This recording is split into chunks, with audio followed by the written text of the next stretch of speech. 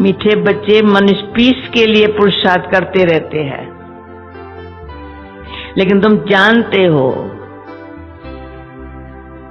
Piece तब होंगी, अभी सुनो, पीस तब होंगी जब सबके शरीर सरसों में से पीस जाएंगे,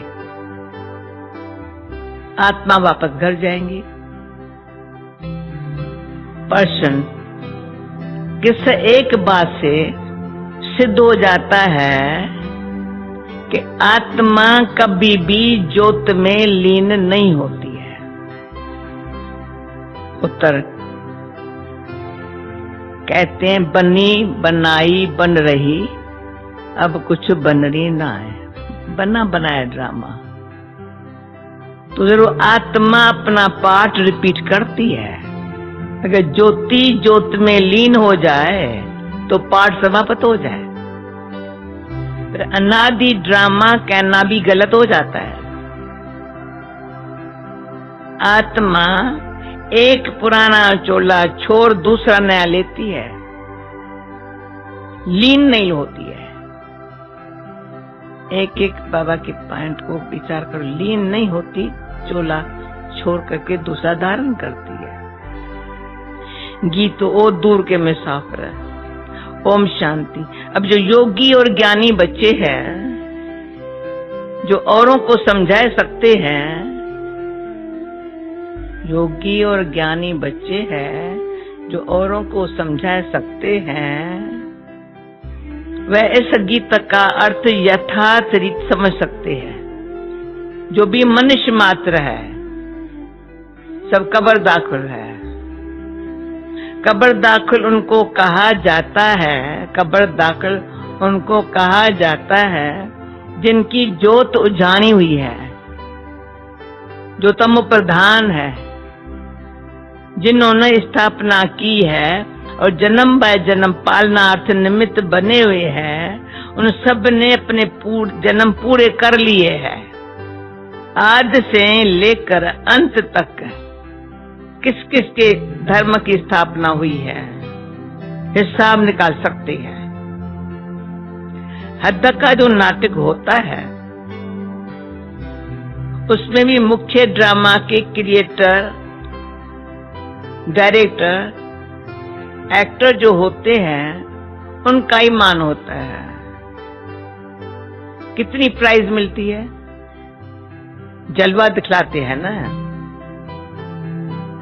तुम्हारा फिर ज्ञान योग का जलवा। अब मनुष्यों को ये पता ही नहीं है कि मौत सामने है। हम इस ड्रामा में कितने जन्म लेते हैं, कहां से आते हैं, डिटेल सब जन्मों को तो हम तुम भी नहीं जान सकते हैं। बाकी इस समय हमारा भविष्य के लिए पुरुषार्थ चल रहा है। देवता तो बनेंगे, पर सोचो किस पद को पाएंगे। पुरुषार्थ कर रहे हैं तो किस पद को पाएंगे, उनके लिए पुरुषार्थ क्या करने का है। तुम जानते हो इन लक्ष्मी नारायण ने 84 जन्म लिए हैं, अब ये जरूर राजा रानी बनेंगे। फीचर से जानते हैं, प्रैक्टिकल में साक्षात्कार भी कराते हैं, भक्ति मार्ग में भी साक्षात्कार होते हैं। भक्ति बाबा सब बताते हैं, भक्ति मार्ग में जो साक्षात्कार होता है ना, जिसका जो ध्यान करते हैं उसका साक्षात्कार होता है। गीता में भी ये शब्द है, परंतु अभी जो हमको साक्षात्कार होते हैं ना, कहते जो अभी तुमको करा रहा हूं भक्ति मार्ग, वो नहीं कराया था। भक्ति मार्ग में जिस भावना से, जिस मूर्ति का ध्यान रखते हैं उसका साक्षात्कार होता है। अब भी ये लक्ष्मी नारायण कौन बनेंगे, वैकुंठ कैसा होगा, विनाश कैसे सामने आ रहा है, वो साक्षात्कार है। चित्र कृष्ण का सांवरा देखा, उसका ध्यान करेंगे, साक्षात्कार सांवरे कृष्ण का होगा। बाकी कृष्ण इतना सांवरा है नहीं। मनुष्यों को इन बातों का ज्ञान तो कुछ भी रहता नहीं है। अभी तुम प्रैक्टिकल में हो, सूक्ष्मतन में भी देखते हो, वैकुंठ में भी देखते हो, आत्मा और परमात्मा का ज्ञान है, आत्मा का ही साक्षात्कार होता है। यहाँ तुम जो साक्षात्कार करते हो ना, उसकी तुम्हारे पास नॉलेज है। बाहर वालों को पहले आत्मा का साक्षात्कार होता है और नॉलेज नहीं है। वह तो आत्मा सो परमात्मा कह देते हैं। आत्मा स्टार तो बरोबर है ही, ये तो बहुत दिखाई पड़ती है। जितने मनुष्य उतनी आत्माएं हैं। मनुष्यों के शरीर इन आंखों से दिखाई पड़ते हैं, आत्मा को दिव्य दृष्टि से देखा जा सकता है। मनुष्यों के रंग रूप भिन्न भिन्न है, आत्माएं के रंग रूप भिन्न भिन्न नहीं है, सब एक जैसे नहीं है। सिर्फ पाठ हर आत्मा का भिन्न भिन्न है। जैसे मनुष्य छोटे बड़े होते हैं, वैसे आत्मा छोटी बड़ी नहीं होती है। ऐसे कोई आत्मा का ज्ञान ऐसे देते हैं? कितना कितना दिमाग, अच्छी बात है, कितनी स्पष्ट है। आत्मा ऐसे छोटी बड़ी नहीं होती है। आत्मा आंखों से शरीर दिखाई पड़ते हैं, आत्मा दिव्य दृष्टि से दिखाई पड़ती है। आत्मा ज्योत में लीन नहीं होती है। ऐसे बैठ के समझाते जाओ। हमारे जमाने में आत्मा का ज्ञान हम 1 सप्ताह जब देते थे, जब तो पूरा फिट नहीं हुआ है ना ज्ञान, तो परमात्मा को नहीं छोड़ते देते थे एकदम शरीर में। ऐसे जब तक ये नहीं हुआ है, ऐसे से मन बुद्धि संस्कार है फलाना इसमें कोई आत्मा का ज्ञान आ गया, जो तो जग गई, कब्र से उठ खड़े हो गया। कब्र से उठा के खड़ा कर देना। आत्मा की साइज एक ही है। अगर आत्मा ज्योत में लीन हो जाए तो पाठ रिपीट कैसे करेंगे? गाया भी जाता है, बनी बनाई बन रही। ये अनादिवल ड्रामा है, चक्कर लगाता ही रहता है, ये तुम जानते हो। मच्छरों सदृश आत्माएं वापस जाती है। मच्छरों को तो इन आंखों से देखा जाता है, मच्छर जा रहे हैं तो देखा जाता है, पर आत्मा को दिव्य दृष्टि में ना नहीं देख सकते। सत्युग में तो आत्मा के साक्षात्कार की दरकार नहीं रहती है। समझते हैं हम आत्मा को एक पुराना शरीर छोड़ दूसरा नया लेना है। परमात्मा को तो जानते ही नहीं है। अगर परमात्मा को जानते तो सृष्टि चक्रों को भी जानना चाहिए। तो गीत में कहते हमको भी साथ ले लो, दूर के मुसाफिर हमको भी साथ ले। पिछाड़ी में बहुत पछताते हैं। सबको निमंत्रण मिलता है, कितनी युक्तियां बन रही है निमंत्रण देने की।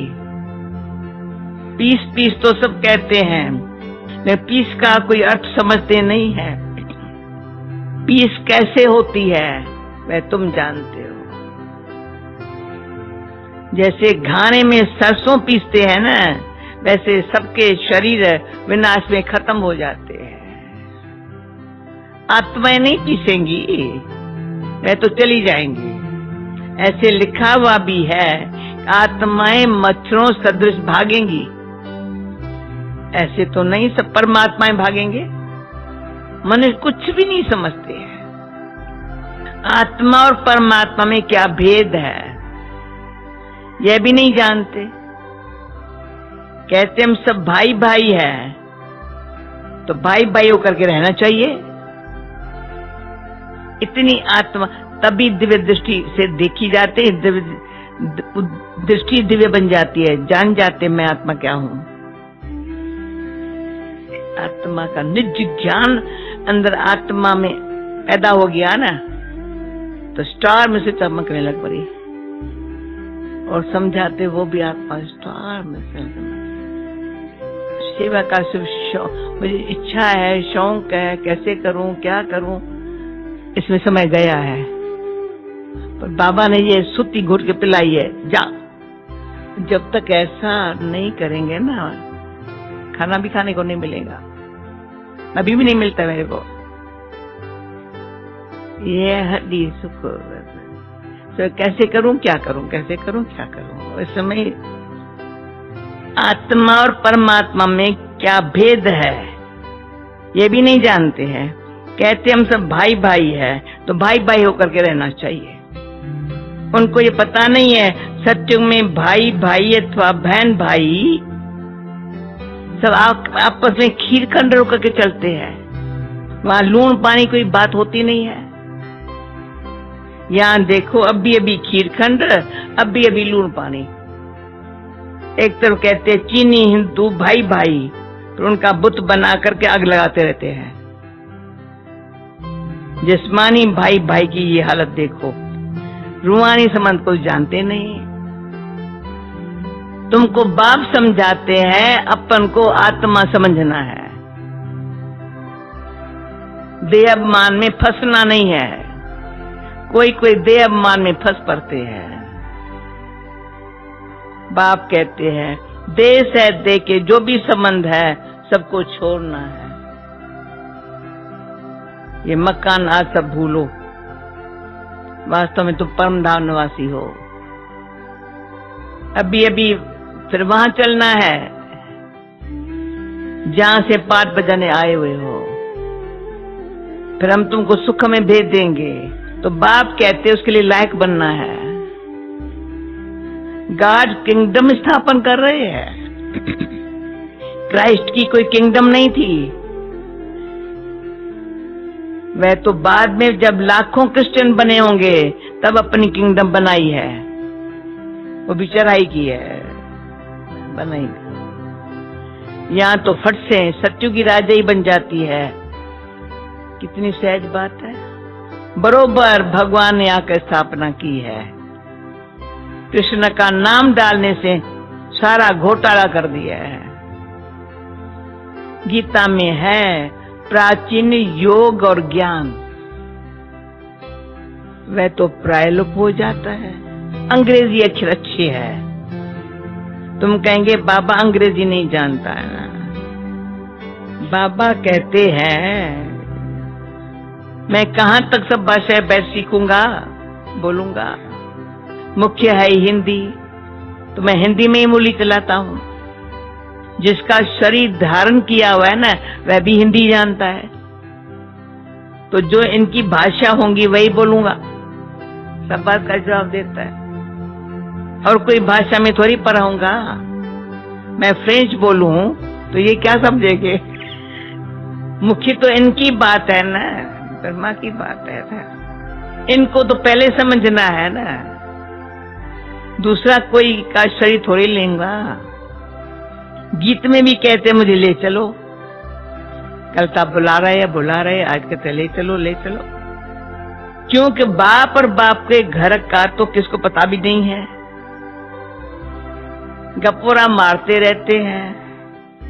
अनेक मनुष्यों की अनेक मतें हैं, इसलिए सूत्र मूंझा हुआ है। बाप देखो कैसे बैठे हुए हैं। ये चरण किसके है, कैसे बैठा हुआ है। ये चरण किसके है, शिव बाबा के। जवाब है शिव बाबा के। ये तो हमारे है ना, मैंने तो लोन दिया है। शिव बाबा तो टेम्पररी यूज करता है। वैसे ये चरण तो मेरे है ना। शिव के मंदिर में चरण नहीं दिखाते हैं। कहाँ विचार सागर बतन करता है। लोन दिया है, चरण किसके? चरण कृष्ण के रखते हैं। शिव तो है ऊंचते ऊंच, उनको चरण कहां से आवे। हाँ, शिव बाबा ने उधार लिया है। चरण तो ब्रह्मा के हैं। मंदिरों में बैल दिखाया है। बैल पर सवारी कैसे होंगी, बैल पर शंकर कैसे चढ़ेगा। सालग्राम आत्मा सवारी करती है मनुष्य के तन पर, शंकर नहीं शिव। आत्मा सालग्राम सवारी करती है मनुष्य के तन। बाप कहते हैं मैं जो तुमको ज्ञान सुनाता हूँ वो प्रायलोप हो गया है। आटे में नमक मिसल रह गया है, उसको कोई भी समझ नहीं सकते। मैं ही आकर उसका सार समझाता हूँ। मैंने ही श्रीमत दे करके, मैंने ही, देखो वो कहता है मैंने ही श्रीमत दे करके सृष्टि चक्र का राज समझाया था। उन्होंने फिर देवताओं को स्वदर्शन चक्र दिखाई दिया है। उनके पास तो ज्ञान है नहीं। यह है सारी ज्ञान की बात। आत्मा को सृष्टि चक्र की नॉलेज मिलती है, जिससे माया का असर काटा जाता है। उन्होंने फिर स्वदर्शन चक्र असुरों के पिछाड़ी फेंकते हुए दिखाया हुआ है। इस स्वदर्शन चक्र से ही तो माया पर जीत पाते हो। अनुभव किया है ना? कहाँ की बात कहाँ ले गए है। तुम्हारे में कोई विरले है, ये बातें धारण कर समझा सकते हैं। नॉलेज है बहुत ऊंची, उसमें समय लगता है। तुम्हारे में पिछाड़ी में, तुम्हारे में ये ज्ञान और योग की शक्ति रहती है। ये ड्रामा में नूंद है। उन्हों की बुद्धि भी नरम होती जाती है।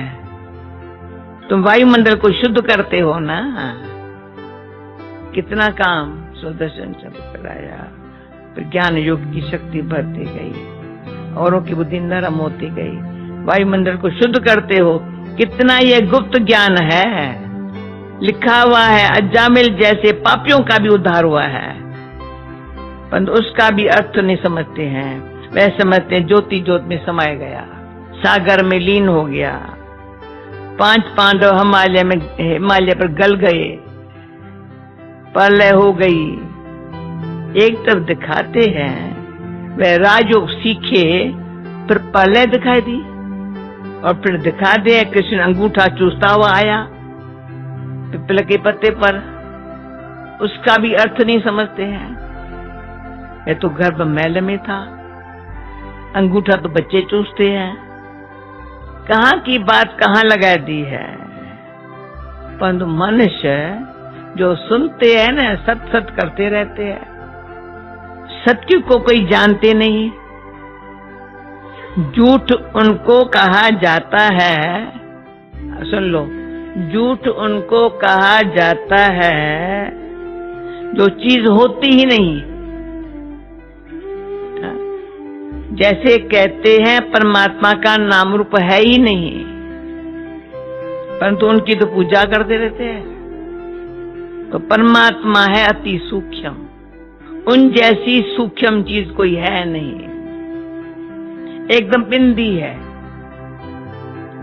सूक्ष्म होने के कारण ही कोई नहीं जानते हैं। भले आकाश को भी सूक्ष्म कहा जाता है, परंतु वो तो पोलार है, 5 तत्व है। 5 तत्वों के शरीर में आकर प्रवेश करते हैं आत्मा, तो वह कितनी सूक्ष्म है, एकदम बिंदी है। स्टार कितना छोटा है, या परमात्मा स्टार बाजू में आकर बैठे तब तो बोल सके। परमात्मा स्टार यहाँ बाजू में आकर बैठे तो छोटा सा है, तब तो बोल सके। कितनी सूक्ष्म बातें हैं, मोटी बुद्धि वाले तो समझ न सके। बाबा कितना अच्छी तरह से अच्छी अच्छी बातें समझाते हैं। ड्रामानुसार फिर आता है, ड्रामानुसार जो कल पहले पाठ बजाया है वह बजाते रहते हैं। बच्चे समझते हैं बाबा रोज आकर नई नई बातें सुनाते हैं। जो नया ज्ञान होगा रोज तो रोज पढ़ना पड़े ना। रोज कोई नहीं आते हैं तो फ्रेंड के पास जाकर पूछते हैं आज क्लास में बाबा ने क्या सुनाया। यहाँ तो कोई सबक पढ़ना ही छोड़ देते हैं, बस कह देते हैं अविनाशी ज्ञान रत्नों का वर्षा नहीं चाहिए मेरे को भी। ऐसे पढ़ाई छोड़ देते हैं, कहते अभी मुझे नहीं चाहिए। अरे पढ़ना छोड़ा, तुम्हारा क्या हाल होगा। बाप से वर्षा क्या लेंगे, बस तकदीर में नहीं है, ऐसे भी कह देते हैं। यहाँ मिल्कियत की तो कोई बात नहीं है, वह तो मिलती नहीं है। जो कुछ मिलता है बाप से ज्ञान का खजाना मिलता है, पैसा नहीं मिलेगा। वो क्या है, तो बाबा आगे चलकर बहुत अच्छी बात सुनाता है। बाबा से तो ज्ञान का खजाना मिलता है। अपना सब कुछ तो विनाश होना ही है, उसका नशा कोई रख न सके। बाप से ही वर्षा मिलना है। समझो तुम्हारे पास बल करोड़ों की मिल्कियत है। समझो किसी के पास करोड़ों की मिल्कियत है तो बाबा क्या कहेगा? वो तो मट्टी में मिल जाने वाली है, उसका क्या तुम नशा करके बैठा है? समझो किसी के पास करोड़ों की मिल्कियत है, वो तो मट्टी में मिल जाने वाली है। सारी इस समय की बात है। ये लिखा हुआ है किसकी दबी रहेंगी धूल में, किसकी जलाएंगी आग। ये हमारे शुरू का बाबा का बोल सदाई काम किया है। इस पर किसकी दबी रहेंगी धूल में, हाँ? किसकी जलाएंगी आग, किसकी खाएंगे राजा, हाँ? किसकी डूब जाएंगी, सफली किसकी होंगी। इस समय की बातें पिछाड़ी में चली आई है। विनाश तो भी होना ही है। विनाश के बाद है स्थापना। अब स्थापना कर रहे हैं, वहां है अपनी राजधानी। तुम दूसरों के लिए नहीं करते हो, यहाँ अपनी राजधानी है। जो कुछ करते हो अपने लिए करते हो। जो श्रीमत पर चलेगा वह मालिक बनेगा। तुम तो नए वर्ष में, नए भारत के, नए विश्व में, नए भारत के मालिक बनते हो। विश्व भी नया, भारत भी नया, वहां के तुम मालिक बनते हो। नई विश्व अर्थात सत्युग में तुम मालिक थे, अब ये पुराना युग है। फिर तुमको पुरुषार्थ कराया जाता है नई दुनिया के लिए। कितनी अच्छी अच्छी बातें समझने के लिए है। आत्मा और परमात्मा का ज्ञान, इसको कहा जाता है सेल्फ रियलाइजेशन। सेल्फ का फादर कौन है? बाप कहते मैं आता हूं तुम आत्माओं को सिखलाने के लिए। और फादर को रियलाइज किया है फादर द्वारा। मेरा ये फादर है, ये महसूस किया फादर के द्वारा। बाप समझाते हैं फिर तुम हमारे सिकिलधे लाडले बच्चे हो ना, कलब के बाद फिर से आकर मिले हो वर्षा लेने के लिए, तो पुरुषार्थ करना चाहिए ना। नहीं तो बहुत पछताना होगा, बहुत सजा खानी पड़ेंगी। जो बच्चे बनकर और फिर कुकर्म करते हैं उनकी तो बात मत पूछो। ड्रामा में देखो बाबा का कितना पार्ट है बड़ा। सब कुछ दे दिया। बाबा फिर कहते हैं, इस बाबा ने सब कुछ दे दिया। फिर बाबा कहते हैं भविष्य 21 जन्मों के लिए रिटर्न दूंगा। आगे तुम इनडायरेक्ट देते थे तो भविष्य में 1 जन्म के लिए देता था। अभी डायरेक्ट देते हो तो भविष्य 21 जन्मों के लिए तुम्हारा इंश्योर कर देता हूं। डायरेक्ट और इनडायरेक्ट में कितना फर्क है। वह द्वापुर कलयुग के लिए इंश्योर करते हो ईश्वर को, तुम सत्युग त्रेता के लिए इंश्योर करते हो। डायरेक्ट होने के कारण 21 जन्मों के लिए मिलता है। अच्छा, मीठे मीठे सिकिलधे बच्चों प्रति माता पिता बाप दादा का याद प्यार, गुड मॉर्निंग। रूहानी बाप की रूहानी बच्चों को नमस्ते। रूहानी बच्चों की रूहानी बाप को नमस्ते। धारणा के मुख्य सार, अविनाशी बाप से अविनाशी ज्ञान रत्नों का खजाना ले तकदीरवान बनना है। नया ज्ञान, नई पढ़ाई रोज पढ़नी है। वायुमंडल को शुद्ध बनाने की सेवा करनी है। भविष्य 21 जन्मों के लिए अपना सब कुछ इंश्योर कर देना है। बाबा का बनने के बाद कोई भी कुकर्म नहीं करता।